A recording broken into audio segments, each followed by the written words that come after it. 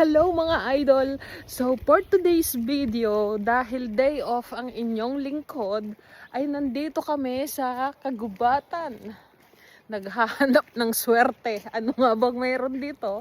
Sa gitna ng kagubatan. Oh, ayan, ang tataas na pine tree. Napakaganda mga idol. Wala, gala-gala lang para, tsaka ano din, para ma-refresh yung ating mga utak. At saka kung saan hahanap ng pera.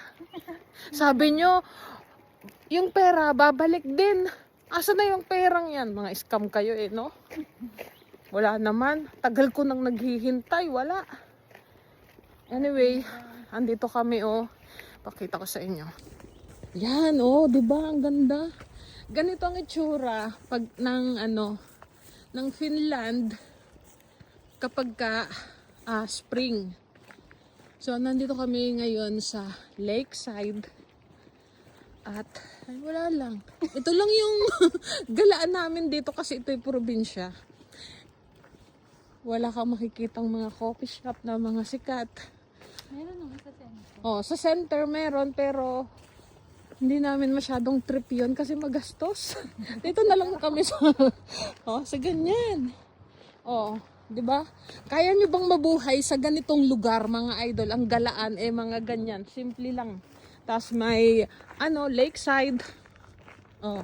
Kasi kami kaya naming mabuhay sa ganito. Kayo ba? Comment down below.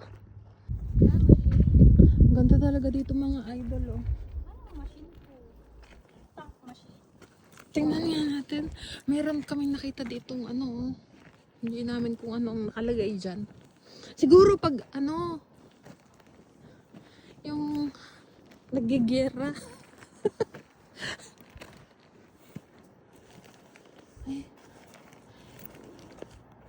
Ang ganda dito As in nature vibe. Anong meron? Ang pag-gira. Tapos andyan yung mga bomba. Baka nga. Baka bawal itong Hindi, makawagin dun sa information na. Ang ganda dito talaga. Tsaka malinis mga idol. Wala kang makikitang mga kalat. Paglasing ka.